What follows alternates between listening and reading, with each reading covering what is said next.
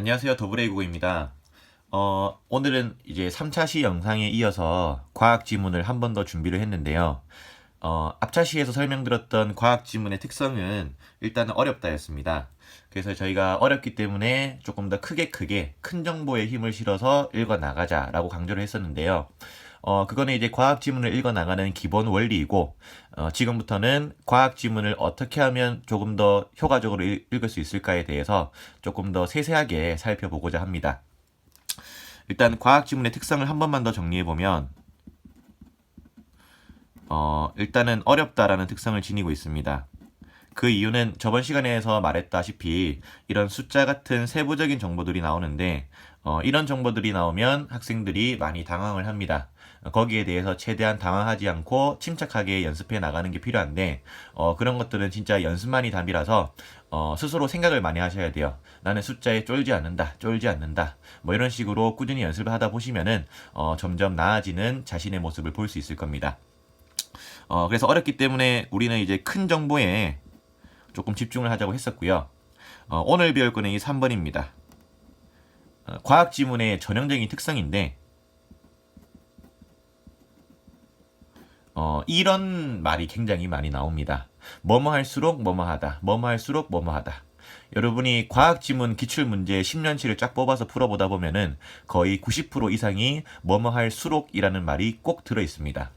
그리고 이 뭐뭐 할수록이라는 말이 들어가 있으면 그 문장은 항상 문제로 구성이 되거나 답으로 구성이 되는 경우가 또 90% 이상입니다.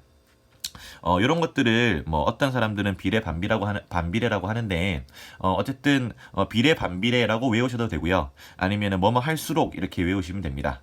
그래서 뭐뭐 할수록이 딱 있으면은, 그러니까 문장을 읽다가 수록이 딱 나오면은 저 같은 경우에는 이렇게 별표를 쳐놔요. 별표를 치는 이유는 무조건 문제로 만들어지고 답일 가능성이 높기 때문이죠. 그렇죠? 그래서 이 수록에 집중해서 어떻게 우리가 문제를 풀 수 있는지에 대해서 한번 오늘 살펴보고자 합니다. 자, 이 지문 같은 경우에는 2014년 수능 B형인데요. 제가 여기다가 적어 놓겠습니다. 전향력 지문이었습니다. 굉장히 유명했던 지문인데, 꼭 다운받아서 한번 읽어보시거나 아니면은 제가 이렇게 맞춰드릴 테니까 오른쪽 끝이 잘 안 보이긴 하지만 스탑을 해놓고 한번 읽어보시는 것도 굉장히 큰 도움이 될 거라고 생각을 합니다. 여기 26번 문제 보이시죠? 그쵸? 26번 같은 경우에는 제가 땡기겠습니다.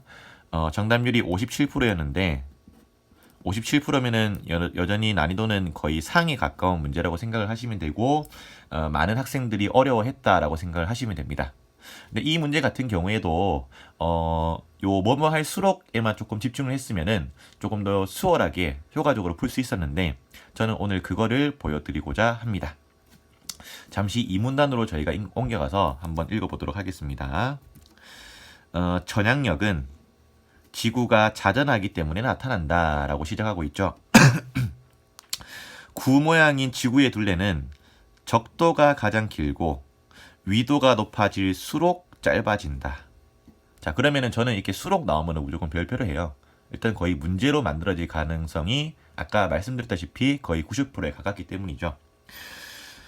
지구의 자전 주기는 위도와 상관없이 동일하므로 자전하는 속력은 적도에서 가장 빠르고 고위도로 또 나오네요. 그쵸? 갈수록 속력이 느려진다. 자, 벌써 이렇게 5줄만 읽었는데 뭐뭐 할수록이 2번이 나왔습니다. 다시 한번 말씀드리지만 과학 지문은 뭐뭐 할수록이 많이 나온 게 특징이고요. 이게 뭐뭐 할수록, 즉 비례 반비례식으로 계속 말하다 보면은 읽기가 굉장히 힘들어집니다. 그래서 여러분은 읽어 나가실 때 완벽한 이해를 한다 이런 마인드로 접근하지 마시고 그냥 저처럼 밑줄 치고 별표 해놓고 문제 풀면서 다시 돌아올 수 있게 이런 별표 장치만 해놓으시면 됩니다. 26번을 풀기 위해서는 이 부분이 포인트였는데요. 한번 밑줄을 치고 26번을 접근해 보도록 하겠습니다. 자전하는 속력은 이라 나와 있죠. 그렇죠? 자전하는 속력은 적도에서 가장 빠르고 그 다음에 고위도, 적도에서 빠르고 고위도로 갈수록 느려진다 돼 있죠. 그렇죠? 고위도로 갈수록 느려진다. 여러분 이런 부분은 2번, 3번 읽으셔도 됩니다. 2번, 3번 읽게 되면 시간이 부족하지 않나요? 라고 질문하는 친구들이 있는데 26번 가서 모르겠다 하고 다시 본문으로 오는 시간보다는 훨씬 더 절약이 됩니다. 그래서 이렇게 수록 있으면 꼭 집중을 하시고요. 한 번만 더 읽고 26번으로 가보겠습니다. 고위도로 갈수록 속력이 느려진다. 됐죠? 자, 26번 한번 보도록 하겠습니다. 정답이 3번이었는데요. 남이 50도 지점은 남이 40도 지점보다 라고 되어 있죠. 그쵸? 여기서 더 고위도인 것은 어디죠? 그렇죠. 여기죠. 그쵸? 자, 요거를 이제 고위도라고 적어 볼게요. 숫자가 크면 고위도니까요. 그쵸? 남이 50도 지점은 남이 40도 지점보다 자전 방향으로 움직이는 속력이 더 빠르다. 자, 고위도가 속력이 더 빠르다라고 되어 있는데 본문 잠시 보시면은 고위도로 갈수록 속력이 느려진대요. 어떤 속력이? 자전하는 속력이. 자전하는 속력은 적도에서 가장 빠르고 고위도로 갈수록 속력이 느려진다. 고위도로 갈수록 빨라진다. 고위도로 갈수록 느려진다. 됐죠? 그래서 3번은 옳지 않은 설명입니다. 이 짧은 영상이긴 하지만 여러분 이 수록은 굉장히 중요합니다. 여러분이 실제로 과학 지문 풀 때마다 이 수록에만 밑줄을 한번 쳐보세요. 보통 한 지문에 최소 6개는 있을 겁니다. 그러면 그 수록 6개만 밑줄만 잘 쳐놓으면은 여러분들이 문제를 조금 더 빠르고 효과적으로 풀 수 있다는 거 꼭 기억하시고요. 어쨌든 항상 말씀드리지만 제가 이렇게 답만 찾아 나가는 과정을 이렇게 설명해 드리는 것은 이 유튜브의 목적이 해설 강의가 아니기 때문입니다. 해설 강의 같은 경우에는 뭐 메가스터디나 대성 마이백의 유명한 선생님들이 많으시기 때문에 그런 분들의 강의를 들으시면 될 것 같고요. 제 강의는 항상 목표는 하나입니다. 비문학을 어떻게 효과적으로 읽어나갈 수 있을 것인가, 거기에만 초점을 두고 설명할 거기 때문에 혹시나 궁금한 점이 있으시면 댓글 꼭 남겨주시고요. 그리고 좀 도움이 되었다 싶으시면 구독 혹은 좋아요 버튼 한 번씩만 눌러주시면 정말로 감사하겠습니다.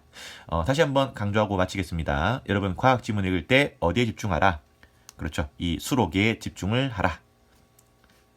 4차 시간이 마치겠습니다.